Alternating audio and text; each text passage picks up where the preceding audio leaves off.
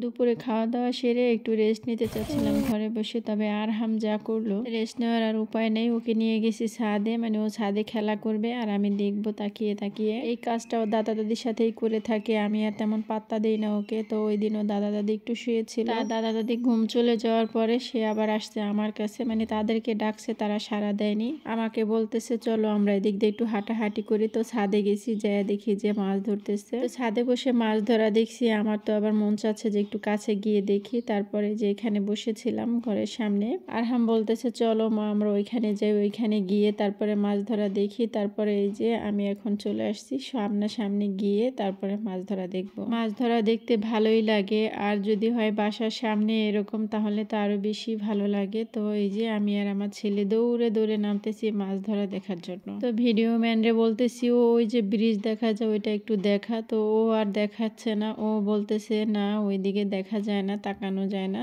যেহেতু সূর্য অস্ত যাচ্ছে, মানে একটু তাকানো যাচ্ছিল না। সকালে মাছ ধরেছিল তো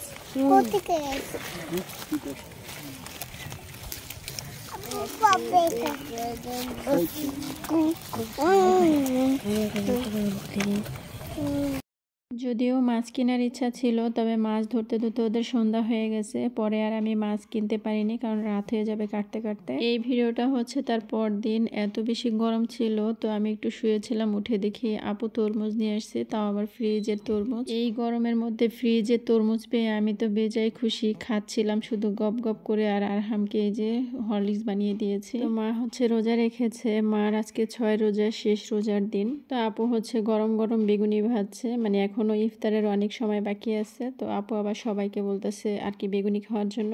এইসব জিনিস কিন্তু গরম গরম খাওয়ার মজাই আলাদা, তাই আপু সবাইকে বলতেছিল অন্তত গরম গরম খাওয়ার জন্য। পরবর্তীতে আবার ইফতারের টাইমে এই যে বেগুনি ভেজেছিল, কিন্তু অনেকগুলো, 30 পিসের উপরে। তো এই যে এখানে আবার বুট, তারপরে পেঁয়াজিও আপু ভেজেছিল, বেগুনিও, তারপরে ঘুগনিও আপু বানিয়েছে। আর আপুর হাতের এই টাইপের খাবারগুলো যে কি বেশি মজা হয়, আসলে কিছু কিছু মানুষের হাতের খাবার অনেক বেশি মজা হয়, যেমন আপুর হাতে সব খাবারগুলোই মোটামুটি অনেক বেশি মজা হয়। আর এই যে দেখুন আমি এখানে বসেছি, আমার পিছন সাইডে লাইট হওয়ার কারণে আমার মুখটা এত বেশি অন্ধকার লাগতেছিল। আমি এখন ভয়েস দিতে গিয়ে খেয়াল করলাম যে আসলে এটা আমার মতো দেখা যাচ্ছে না, মনে হচ্ছে আমার দাদি বসে আছে। তো যাই হোক, আজকে না আমি প্রথমবার জিলাপি দিয়ে মুড়ি মাখলাম, কারণ আমি কিন্তু মিষ্টি আইটেম দিয়ে মুড়ি মাখা খাই না, কিন্তু আমাদের এই বাসাতে সবাই হচ্ছে বুন্দি অথবা জিলাপি দিয়ে মুড়ি মাখা খায়। তো আমিও সেইভাবেই মাখতেছিলাম, যেহেতু আমি একাই শুধু ঝালমুড়ি খাই।